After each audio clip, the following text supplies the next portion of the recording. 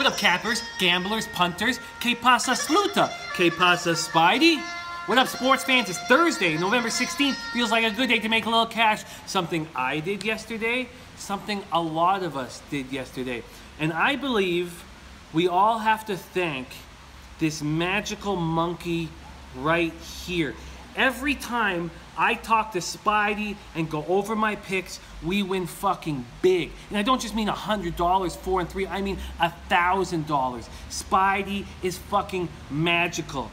One of the guys who follows us on our morning show parlayed all 3 puck lines, 37-1, biggest cash of his life. My boy JD Williams, a big believer in Spidey, went 12 for 12 last night. That's right, 12 for 12. That's once in a lifetime shit. Try it. Try it. Make 12 single bets every single day and see how many times you hit all 12 of them. It'll be once in a lifetime. Probably after you've talking to my man Spidey right here. I went 6 and 3, up $774. It would have been a $1,000 night, except Bet365 didn't offer me the Red Wings at -1.5, something I got on the morning show. Bet365 keeps fucking me. Spidey wants me to stop using them, and I promise Spidey that I will open up 2 new accounts shortly, and I'm not going to let Spidey down. Now, I'm not going to abuse this shit. I'm not going to go visit Spidey. Well, I visit Spidey every day, but I'm not going to go do my picks with Spidey every single day because it'll stop working. I need it to be magical when I go talk to him. I need it to continue. I know these things don't work like that, so I'm not doing my picks in front of him today, but I thought maybe just being in his presence, maybe just having a picture of him around might deliver a little bit of that magical monkey dust to my picks. Probably not, but it's worth a try. So we're giving it a shot. So Spidey, I got so much love for you. You mean so much to me and to so many other cappers out there. Let's get into today's action, shall we? I have 9 $150 bets ready to fucking rock. First off, Rockets at Suns over 228.5 at -110. Chris Paul is expected to return. Harden is being a monster in his absence. 30.7 points, 10.3 assists. Harden and Gordon are 1-2 in the league in 3-pointers. Nene's missed the last 2 games with a sprained foot. Even if he comes back and deals with that foot injury and plays slowly, I expect Nene not to be in the lineup. If he comes back and maybe plays 15 minutes, when he's on the floor, the offense goes down a little bit, the defense goes up. Also, Tyson Chandler is sick and questionable to play. If he's not on the floor, that will help my over very much. Alex Len will replace him. Alex Len runs the floor better than Tyson Chandler. And Booker wants to go toe-to-toe with Harden and Gordon. Booker has scored at least 30 points in 6 of his last 10 games. I like the over, 228.5. Now I have 8 hockey bets. I have the Devils over the Leafs at +145. Austin Matthews has missed 3 straight games. Even if he comes back, now I know they're 3-0 without Matthews, although 2 of those games, the last 2 were against a banged-up Bruins squad. If Austin Matthews comes back, sometimes teams have difficulty dealing with their star returning. They have to change their game. They played probably a simple system over the last 3 games, and if Matthews isn't 100%, that won't help. And the Devils are getting Travis Zajac back, which is a big deal. He's a veteran presence. They're excited to have him back. He hasn't played all year, been out with a torn pectoral muscle. I like the big number at +145. Now, you can get a better number than +145 if you shop around. Go to sbrodds.com and shop around. Unfortunately, my local only deals with Bet365, so I got to suffer that shit.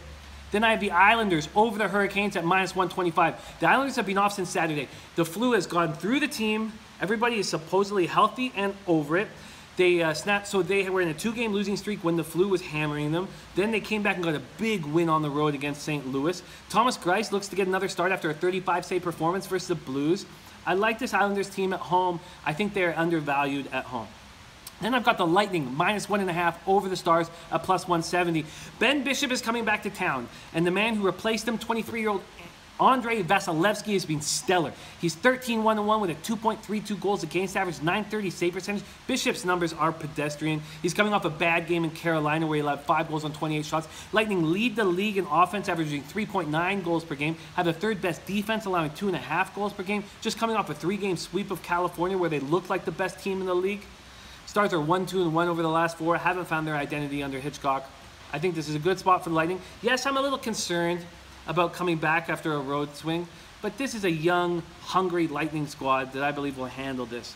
Then I got the over in the Flyers at Jets. Over 5.5 at -110. Jets are 6-1-3 in their last 10, playing great hockey. Now, the Flyers have been shut out back-to-back. They haven't scored in 156 minutes. And if you watched hockey a lot, you see that sometimes you get the bounces, sometimes you don't. And when they start getting the bounces, the puck will start going in for them. I believe that will start happening tonight. I like the Jets to win this game, but I like the over 5.5 very much.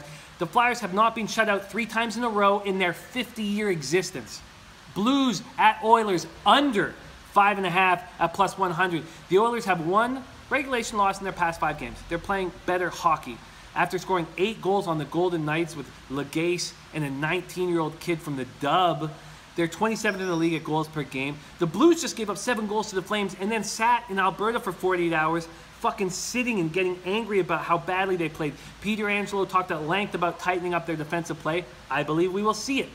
Capitals, money line, over the Avalanche at -135. The Caps have played 5 games in 8 days, but I think flying back from Sweden will be more difficult for the Avalanche to handle than the Caps playing 5 games in 8 days. And the Caps have played 5 games in 8 games and actually are getting healthier. Just got Niskanen back. The Capitals are still smarting from allowing 6 goals to the Predators on Tuesday. I think they're going to take it out on the Avalanche. Then I've got 2 bets on the Canucks Golden Knights. I have the Canucks -1.5 at +195, and I have the under 6 in the Knights game. The Canucks' 23rd ranked power play got 2 goals versus the Kings. After a 2 for 21 skid, I don't think that will continue happening. I think the Canucks are going to be a monster under team for us all year long. The Knights are still trying to figure out what went wrong after allowing 8 goals to the Oilers. They're going to play a much tighter defensive system. I don't think the Canucks can really blow teams out. And Maxime Legace's days are numbered, so I think he's going to really try and put in a good performance. I don't think it'll be enough to beat them, but it will hopefully be enough to stay under the 6. Those are my 9 games. That is my action. So one more time. Let's look at my man Spidey. Leche Libre. Spidey Libre. Leche. A los bookmakers. Get that cash. Leche. A los bookmakers.